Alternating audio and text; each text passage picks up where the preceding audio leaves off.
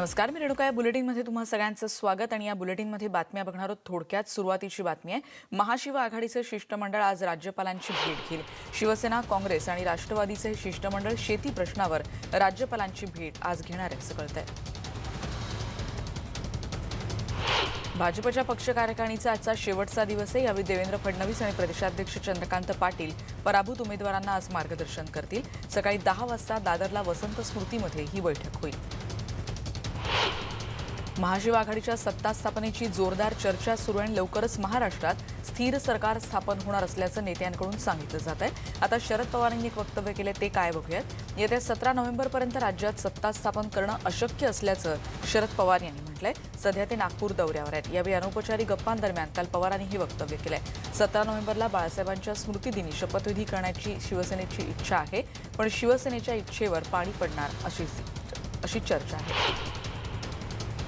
तर राज्यात भाजपचा मुख्यमंत्री होणार असल्याचा विश्वास काल चंद्रकांत पाटील यांनी व्यक्त केलाय. 119 आमदारांचं पाठबळ असल्यानं भाजपचं सत्ता स्थापन करेल असं चंद्रकांत पाटील म्हणाले. 105 जागा आम्ही जिंकलेलो आहोत आणि राज्यात 1,42,00,000 अशी सर्वाधिक मतं भाजपला मिळाली आहेत असंही काल त्यांनी स्पष्ट केलंय. जोपर्यंत 3 पक्षांचा अजेंडा आणि सत्ता वाटपाबाबत स्पष्टता येत नाही तोपर्यंत त्यावर प्रतिक्रिया देणं योग्य नसल्याचं पृथ्वीराज चव्हाण यांनी म्हटलेलं आहे. राज्यातील पीक नुकसान शेतकऱ्यांना तात्काळ मदत मिळावी यासाठी राज्यपालांनी आदेश द्यावेत असंही पृथ्वीराज चव्हाण यांनी म्हटलंय. शिवसेनेकडून मुख्यमंत्रीपदासाठी मागणी असेल तर त्याचा विचार करू असं राष्ट्रवादी काँग्रेसचे अध्यक्ष शरद पवार यांनी म्हटलंय. राज्यात भाजपचं सरकार पुन्हा येईल असं म्हणणारे फडणवीस ज्योतिषशास्त्रही जाणतात हे माहीत नव्हतं असा टोला त्यांनी लगावलाय. आपल्याला माहिती आहे 2 दिवस शरद पवार नागपूर दौऱ्यावर होते. आज ते पुण्यात आहेत. शिवसेनेसोबत राज्यातले काँग्रेस नेते थेट चर्चा करतायत, त्यामुळे काँग्रेसचे पक्षश्रेष्ठी नाराज असल्याची माहिती कळतेय. काँग्रेसच्या नेत्यांना फक्त राष्ट्रवादी काँग्रेससोबत चर्चा करण्याचीच सूचना होती, पण त्यानंतरही शिवसेनेसोबत का चर्चा केली असा सवाल काँग्रेसच्या राज्यातल्या नेत्यांना विचारला जातोय.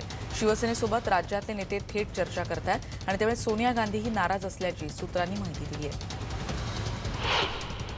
तर कुणी कितीही प्रयत्न केले तरी शिवसेनेचंच सरकार येणार आणि मुख्यमंत्री सेनेचाच होईल याचा पुनरुच्चार शिवसेनेचे प्रवक्ते संजय राऊत यांनी काल केला.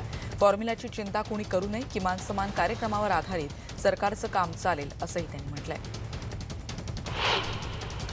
दरम्यान यावर भाजपनं त्यांच्यावर टीका केली आहे. भाजप नेते आशिष शेलार यांनी संजय राऊतांवर निशाणा साधलाय. वाढत्या वयाप्रमाणे राऊतांनी परिपक्व व्हावं ही अपेक्षा आहे असं म्हणत शेलारांनी राऊतांना वाढदिवसाच्या खोचक शुभेच्छा दिल्या. भाजपचे विधिमंडळाचे नेते देवेंद्र फडणवीस यांनी राज्यपाल भगतसिंह कोश्यारी यांची काल राजभवनावर भेट घेतली. अवकाळी पावसामुळे शेतकऱ्यांचं प्रचंड नुकसान झालं आणि त्यांना तातडीनं मदत करण्यासाठी निधी तात्काळ वितरित केला जावा अशी मागणी त्यांनी या भेटीत केली. दरम्यान मुख्यमंत्री सहायता निधीतून गरीब रुग्णांना दिलासा दिला जातो. या निधीचं संकलन राज्यपाल कार्यालयातर्फे करण्यात यावं. एकही गरजू रुग्ण मदतीपासून वंचित राहणार नाही याची काळजी घेणं आवश्यक आहे अशी विनंती देखील देवेंद्र फडणवीस यांनी केली आहे. राज्यपालांनी यावर तात्काळ कारवाईचे आदेश दिलेत. शिवसेना पक्षप्रमुख उद्धव ठाकरे यांनी सांगली आणि सातारा जिल्ह्यात परतीच्या पावसानं झालेल्या नुकसानीची काल पाहणी केली. त्यांच्यासोबत काँग्रेसचे आमदार विश्वजित कदमही सहभागी झाले होते. कडेगाव तालुक्यात नेवरीमध्ये टोमॅटो आणि डाळिंबाचं मोठं नुकसान झालंय, याची या दोघांनी काल पाहणी केली. तर साताऱ्यामध्ये मायणी कातरखटाव या भागात द्राक्ष आणि बाजरीच्या पिकांचं नुकसान झालंय. शेतकऱ्यांनो खचून जाऊ नका, शिवसेना तुमच्या पाठीशी आहे अशा शब्दात उद्धव ठाकरेंनी शेतकऱ्यांना धीर दिला. तर उद्धव ठाकरे मुख्यमंत्री झाले तर आनंदाचं होईल असं नीलम गोऱ्हे यांनी म्हटलंय. पाठीत खंजीर खुपसणाऱ्यांना धडा शिकवण्याची हीच योग्य वेळ असल्याचं म्हणत त्यांनी भाजपवर निशाणा साधलाय. त्याही काल सांगली दौऱ्यावर होत्या. जनसंपर्क कार्यालयाचं उद्घाटन करून खासदार डॉ. अमोल कोल्हे यांनी विरोधकांच्या आरोपांना काल उत्तर दिलेलं आहे. जनतेशी ते संपर्क करत नाहीत असा आरोप होत होता. जुन्नर तालुक्यात नारायणगावमध्ये दिलीप वळसे पाटील यांनी या कार्यालयाचं काल उद्घाटन केलं. राष्ट्रवादी काँग्रेसचे अध्यक्ष शरद पवार यांनी काँग्रेस नेते नितीन राऊत यांची त्यांच्या निवासस्थानी जाऊन भेट घेतली. आदिवासी समाजाच्या शिक्षण आणि अधिकार परिषदेचे कार्यक्रम आटोपल्यानंतर पवार राऊतांच्या भेटीला गेले होते. 20 मिनिटं त्यांनी ही भेट घेतली. ही सदिच्छा भेट असल्याचं शरद पवारांनी सांगितलं. 22 नोव्हेंबरला नाशिकमध्ये महापौर आणि उपमहापौर पदाची निवडणूक पार पडेल. सकाळी 11 वाजता ही प्रक्रिया होईल. सर्वसाधारण खुल्या गटातला महापौर निवडला जाईल.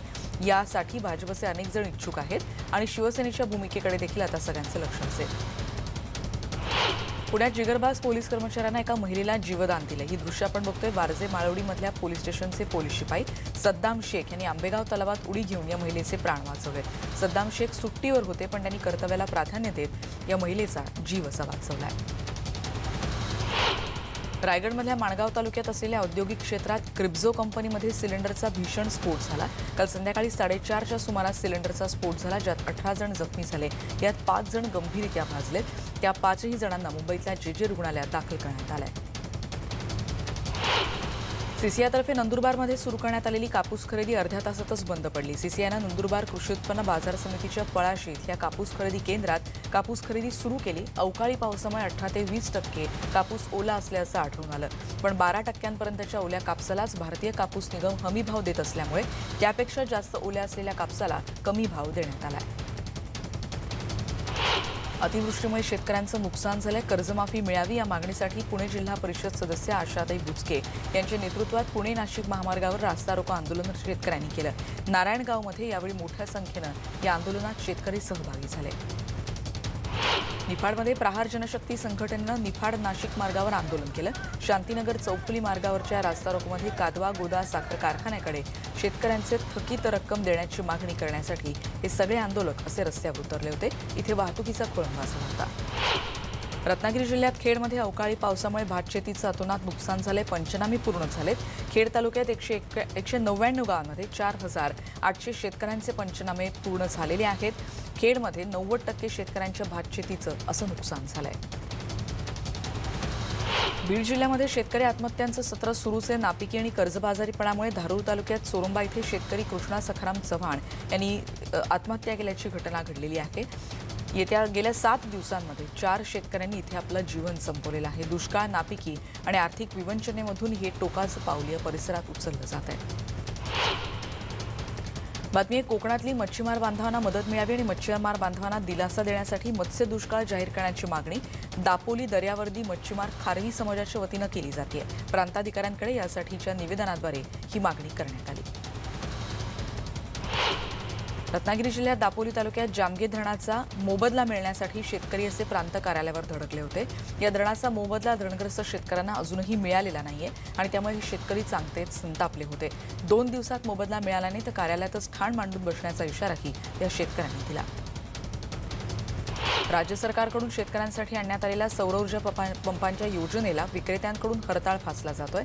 ऑनलाईन नोंदणी, कागदपत्रांची पूर्तता केल्यानंतर शेतकऱ्यांना हे पंप देणं विक्रेत्यांसाठी बंधनकारक होतं। जिल्ह्यात 1000पेक्षा जास्त शेतकऱ्यांनी नोंदणी करून संबंधित विक्रेत्यांकडे कागदपत्रांची पूर्तता केली, पण उडबाउडीची उत्तरं शेतकऱ्यांना दिली जात आहेत। त्यामुळे त्यांना हे पंप आता सध्या मिळू शकत नाहीयेत। 22 नोव्हेंबरला नाशिकमध्ये महापौर आणि उपमहापौर पदाची निवडणूक होणार आहे आणि यासाठी भाजपचे अनेक जण इच्छुक असल्याची माहिती कळते।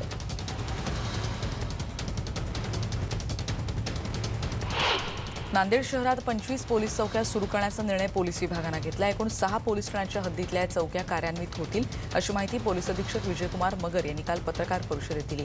एका पोलीस ठाण्याच्या हद्दीत 4 चौक्या आणि सिडको ग्रामीण पोलीस ठाण्यासाठी 5 पोलीस चौक्या तैनात असतील। पुण्यात वडगावशीर इथे एका व्यक्तीनं नागरिकांना दगडानं मारहाण केली। श्रेयस सळवी असं त्याचं नाव कळतंय। निलंबित पोलीस कर्मचारी आहे असं कळतंय।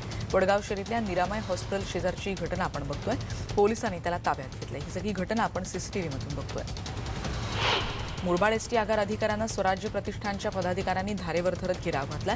गेल्या काही महिन्यांपासून आगार प्रमुख मनमानी करतायत असा आरोप तिथे केला जातोय। निलंबनाची मागणी त्यांच्या पुढे येते। काही काळ या परिसरात तणावाचं वातावरण होतं। दौंड शहराच्या नागरी वस्तीतून जाणाऱ्या नगर दौंड बारामती फलटण राष्ट्रीय महामार्गाचं काम चुकीच्या पद्धतीनं सुरू आहे। प्रवाशांच्या जीवाला त्यामुळे धोका निर्माण होऊ शकतो। पोलिसांनी लोकांच्या जीवाला धोका निर्माण केल्याप्रकरणी आणि वाहतूक कोंडी केल्याप्रकरणी आता ठेकेदाराविरोधात गुन्हा दाखल करण्यात आला आहे। रत्नागिरीतली दृश्य आपण बघतोय। दापोली शहरात मोकाट गुरांमुळे नागरिक चांगलेच हैराण झालेत। वर्दळीच्या ठिकाणी भर रस्त्यातच मोकाट बैलांमुळे 1 ते 2 तास रस्त्यावर वाहतुकीला अडथळा येत होता। चंद्रपूरच्या नागभीड तालुक्यात कोसंबी गवळी इथल्या शेतात देवकन्या चौधरी या 45 वर्षाच्या महिलेचा मृतदेह आढळून आलेला आहे। त्या महिलेचा जेवण डबा आणि तिथे रक्त सापडल्याचं कळतं। या ठिकाणून वन्यप्राण्यांनी त्यांना फरफटत नेल्याची शक्यताही वर्तवली जाते। एका पर्यावरणप्रेमीने 6 महिन्यात तब्बल 11,000 झाडं लावलेली आहेत. नांदेड जिल्ह्यातल्या तामसा इथले सामाजिक कार्यकर्ते राजूसिंग चौहान यांनी स्वखर्चातून ही वृक्ष लागवड केलेली आहे. आठवड्यातून 2 दिवस ते वृक्षांची पाहणी करण्यासाठी देखील येत असतात. सातारा जिल्ह्यात खटाव तालुक्यात कुरोली सिद्धेश्वरची वार्षिक यात्रा पार पडली. कोजागिरी पौर्णिमा ते कार्तिक पौर्णिमा असा 1 महिन्याचा हा उत्सव असतो. सिद्धेश्वर मंदिराच्या आवारात देवांची आरती सिद्धेश्वरांच्या पालखी समवेत केली जाते. यात्रा काळात 1 महिना गावातले अनेक नागरिक उपवास करतात. दिवाळी पाडव्यापासून सिद्धेश्वर मंदिरात शिवपार्वतीच्या विविध रूपातल्या पूजा देखील बांधल्या जातात. पुण्यामध्ये अतिवृष्टीमुळे नुकसान झालेल्या शेतकऱ्यांना नुकसान भरपाई मिळावी यासाठी मराठा सेवा संघानं धरणं आंदोलन केलं. जिल्हा विभागीय कार्यालयासमोर या आंदोलनामध्ये नुकसानग्रस्त शेतकऱ्यांना एकरी 50,000ची भरपाई मिळावी अशी मागणी करण्यात आली. शांताराम कुंजीर यांच्या नेतृत्वात हे आंदोलन काल पार पडलं. माशांच्या किमतीत 30% वाढ झालेली आहे. पुरवठ्यात 60 ते 70% घट झाल्यामुळे मच्छी मार्केटमध्ये माशांचे दर वाढलेत. अरबी समुद्रात काही दिवसांपूर्वी आलेल्या क्यार आणि महा या चक्रीवादळांमुळे मासेमारी बंद करण्यात आली आणि ज्याचा फटका हा मासेमारीला बसतोय. गेल्या काही दिवसांपासून मुंबई, ठाणे, नवी मुंबई आणि आसपासच्या भागातही माशांची आवक त्यामुळे घटलेली आहे. परदेशात नोकरी करण्याची क्रेज सध्या वाढती आहे आणि तिकडे नोकरी मिळावी म्हणून लोक हवा तेवढा पैसा खर्च करत असतात. याचाच फायदा घेत तरुणांची फसवणूक केल्याचा प्रकार मुंबईत घडलाय. कार्तिकेयन रामस्वामी आणि कालिदास नटराजन या दोघांनी मिळून अनेकांची फसवणूक केली असं कळतंय. तामिळनाडूमधून 3 तरुणांना मुंबईत छत्रपती शिवाजी महाराज आंतरराष्ट्रीय विमानतळावर त्यांनी बोलवलं होतं आणि त्यांना लंडनमध्ये नोकरी देणार असल्याचं सांगितलं. गुन्हे शाखेला याची माहिती मिळताच या दोघांनाही अटक करण्यात आली आहे. भारत आणि लंडनमधल्या अनेक शिपिंग कंपन्यांची खोटी कागदपत्र दाखवून नोकरीचं आमिष देत कोट्यवधी हडपल्याची बाब यातून समोर आली आहे. नवी मुंबई आंतरराष्ट्रीय विमानतळासाठी सिडकोनं 10 गावातली जमीन संपादित केली आहे. सिडकोनं पुनर्वसन पॅकेज दिलं, पण सिडकोनं दिलेल्या पॅकेजची पूर्तता झाली नाही. सिडको प्रकल्पग्रस्तांची घरं आता तोडली जात आहेत. याचा निषेध व्यक्त करण्यासाठी प्रकल्पग्रस्तांनी तिरडी काढून आपला संताप काल नवी मुंबईत असा व्यक्त केला. दिवाळीच्या सणाचं निमित्त साधत झंकार कला मंदिर या मुंबईतल्या संस्थेनं लघुचित्रपट महोत्सवाचं आयोजन केलं होतं. दीपोत्सव साजरा करत असताना लघुपटाची पर्वणी या निमित्तानं मुंबईकरांना पाहता आली. लघुपट महोत्सवाचं हे दुसरं वर्ष. 1962 पासून या कला मंदिरं आणि या वेगवेगळ्या वेगवेगळ्या उपक्रमांच्या माध्यमातून त्यांनी आपलं योगदान दिलेलं आहे. रेल्वेच्या 3ही मार्गांवर उद्या ब्लॉक आहे. कल्याण ठाणे दरम्यान जलद मार्गावर, पनवेल वाशी अपडाऊन मार्गावर मध्य रेल्वेनं रविवारी मेगा ब्लॉक घेतलेला आहे. मरीन लाईन्स माहीम मध्ये धीम्या मार्गावर पश्चिम रेल्वेनं ब्लॉक काळातली कामं करण्याचा निर्णय घेतला आहे.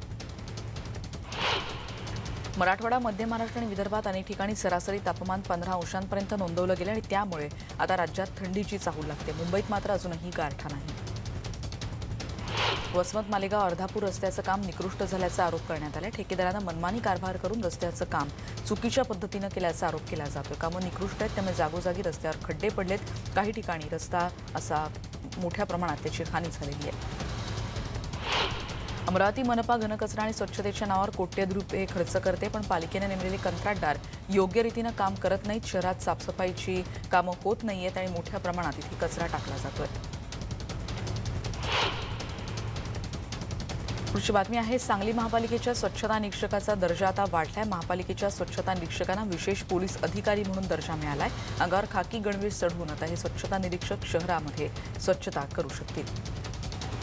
दुर्गम भागात वीज पोहोचवण्यासाठी महाऊर्जा आणि महावितरणनं समन्वयानं काम करण्याची मागणी करण्यात आली आहे. ग्रामसेवकांमार्फत विद्युतीकरण न झालेल्या कुटुंबांची माहिती घेऊन वीज जोडणी देण्यासाठी आराखडा तयार करावा. डिसेंबर अखेरपर्यंत अहवाल सादर करण्याचा विषय देखील सांगण्यात आला आहे. रत्नागिरीत दिवाण खवटी आणि खवटी इथल्या सातपानी वाडी इथल्या ग्रामस्थांनी पाण्याच्या समस्येवर मात काढत स्वतःच एक उपाय शोधून काढलाय. डोंगर माथ्यावर असलेल्या वाडीतल्या युवकांनी ग्रामस्थांनी श्रमदान केलंय. नैसर्गिक पाण्याच्या झऱ्यातून वाहणाऱ्या पाण्याच्या स्रोतांवर छोटंसं तळ बांधून ही पाणी साठवण्याची यशस्वी कामगिरी त्यांनी केली आहे. अकोल्याच्या मूर्तिजापूर नगरपालिकेनं नागरिकांच्या आरोग्याच्या हितासाठी फॉगर ही धूर फवारणी यंत्रणा सुरू केली आहे. नगरसेवक सुनील पवार यांच्या पुढाकारातून डेंग्यूसारख्या गंभीर आजारांना आळा घालण्यासाठी इथे पुढाकार घेण्यात आलाय. प्रभाग क्रमांक 11 मध्ये शाळा परिसरात इथे अशा रीतीनं हे काम केलं जातं. पंढरपुरात विक्रीसाठी येत असलेला सुगंधी गुटखा पोलिसांनी पकडलाय. स्कॉर्पिओ गाडीसह 3 लाखांचा कंपन्यांचा हा गुटखा जप्त करण्यात आलाय. कोल्हापूर तालुका पोलिसांनी दोघांना ताब्यात घेतलाय. सिग्नल लागला की झेब्रा क्रॉसिंगवर येऊन अनेक जण गाडी थांबवतात. या वाहन चालकांना चाप बसावा यासाठी पुणे वाहतूक पोलीस 3D झेब्रा क्रॉसिंगचा प्रयोग राबवणार आहेत. युरोपमधल्या अनेक देशात हा प्रयोग आतापर्यंत यशस्वी झालाय. ताम्या मुलाचा मृत्यू झाला. वडिलांसोबत काम करत असताना त्याला सापानं चावा घेतलाय, ज्यात या मुलाचा दुर्दैवी अंत ओढवलाय. राजस्थानातून सोलापूरकडे उंटाची अवैध वाहतूक करणाऱ्या दोघांना नवापूर पोलिसांनी ताब्यात घेतलंय. हे सर्व उंट सोलापूर इथे नेले जात असताना ट्रकची तपासणी करण्यात आली आणि ज्यामध्ये 18 उंट कोंबून भरण्यात आले होते. या ट्रक चालकाकडे उंट वाहतुकीचा कुठलाही परवाना नव्हता. सदर या ट्रक पोलिसांनी नवापूर पोलीस स्टेशनला ते जमा करत ट्रक सोबतच्या दोघांना ताब्यात घेतलंय. ग्वागरमध्ये पाटपन्हाळे ग्रामपंचायत परिसरात 15 फूट खोल विहिरीत पडलेल्या गायीला स्थानिकांनी सुखरूप बाहेर काढलाय. अन्नाच्या शोधात फिरत असताना ही गाय 15 फूट खोल विहिरीत पडली होती. विहिरीत पाणी होतं आणि त्यामुळे गायीला बाहेर काढताना तरुणांना खूप कसरत करावी लागली.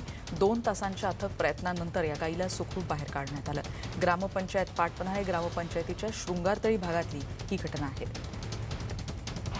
क्षुल्लक कारणावरून पत्नीवर रॉकेल ओतून जिवंत जाणाऱ्या पतीला गडचिरोलीच्या जिल्हा सत्र न्यायालयानं 7 वर्षांचा सश्रम कारावास आणि 1,000 रुपये दंडाची शिक्षा ठोठावली आहे. अंजना यांचा विवाह आनंदग्राम इथल्या दुखीराम बिस्वास यांच्याशी झाला होता. या दोघांचा क्षुल्लक कारणावरून वाद होत होता आणि तिला त्रास देत झाला होता. एके दिवशी तुझ्या वडिलांना दिलेले 20,000 रुपये मागून दे असा तगादा लावला आणि त्यानंतर केरोसिन ओतून तिला जाळलं होतं. यात या महिलेचा मृत्यू ओढवला होता आणि या सगळ्या प्रकरणी तिच्या पतीला ही शिक्षा सुनावण्यात आली. हिंगोली जिल्ह्यात वसवत मोंढ्यातल्या हमाल संघटना गेल्या 6 दिवसांपासून संपावर आहे. शेतकरी हतबल झालाय.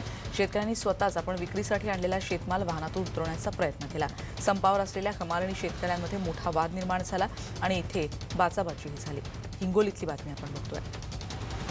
आदिवासी बांधवांचं दैवत असलेल्या बिरसा मुंडा यांची काल 144वी जयंती होती. वाशिममध्ये 72 गावांमधल्या आदिवासींनी एकत्र येत वाजत गाजत पारंपरिक वेशभूषेत इथे मिरवणूक काढली. मतदारसंघाचे काँग्रेसचे आमदार अमित झनक यांनी या मिरवणुकीत सहभाग घेतला. दुर्गम भागातल्या महिलांच्या समस्या जाणून घेण्यासाठी गडचिरोली पोलिसांनी आपली कन्या आपल्या भेटी हा उपक्रम सुरू केला आहे. ज्या अंतर्गत पोलिसांनी अतिसंवेदनशील लाहेरीपासून 8 किलोमीटर अंतर असलेल्या अतिदुर्गम भागातल्या मुरंगल या गावी जाऊन महिलांच्या समस्या जाणून घेतल्या. हा परिसर जंगलव्याप्त आणि नक्षल प्रभावित आहे. या महिलांना बाहेरच्या जगाविषयी माहिती नाही आणि आरोग्यविषयकही जनजागृती या भागात नाही. त्यांच्यामध्ये या सगळ्याविषयी जनजागृती निर्माण व्हावी यासाठी पोलीस विभागानं आपली कन्या आपल्या भेटी हा उपक्रम सुरू केला आहे. रत्नागिरी जिल्ह्यात खेड शहरालगत जगबुडी नदीमधून डॉल्फिन सदृश माशाचं दर्शन होत आहे. त्यासाठी नागरिक गर्दी करतात. हा मासा नेमका कोणता याचा शोध आता घेतला जातोय. आताची महत्त्वाची बातमी. सामनामधून भाजपवर टीका करण्यात आली आहे. सत्तेचा किंवा मुख्यमंत्रीपदाचा कमरपट्टा घेऊन कोणी जन्माला आलेलं नाही. अजेय असल्याच्या उगाच गमजा का मारायच्या, तर कोणीच अजिंक्य नाही. हे सत्य असून सरकार स्थापायला आम्ही असमर्थ आहोत हे सांगणारे राष्ट्रपती राजवट लागू होताच आता सरकार फक्त आमचंच बरं का हे कोणत्या तोंडानं सांगतायत अशी टीकाही सामनातून करण्यात आली आहे. राज्यात 12,000 शिक्षकांची भरती करण्याचं नियोजन करण्यात आलंय. पहिल्या टप्प्यात विविध ठिकाणच्या खासगी शाळांमधल्या मुलाखतीद्वारे होणारी शिक्षक भरती तर डिसेंबरपर्यंत सुरू होण्याची शक्यता आहे. उमेदवारांना आणखी 1 महिन्याची प्रतीक्षा यासाठी करावी लागेल. माथेरानमध्ये मिनी ट्रेनची अमन लॉज ते माथेरान शटल सेवा डिसेंबर अखेरीस नाताळच्या मुहूर्तावर सुरू होईल.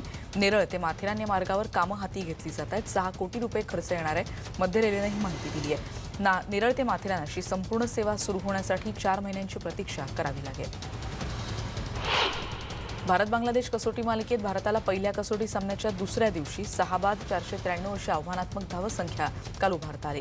मयंकनं तिसरी शतकी खेळी करताना 330 चेंडूमध्ये 8 षटकार आणि 28 चौकारांसह 243 धावा काढल्या होत्या.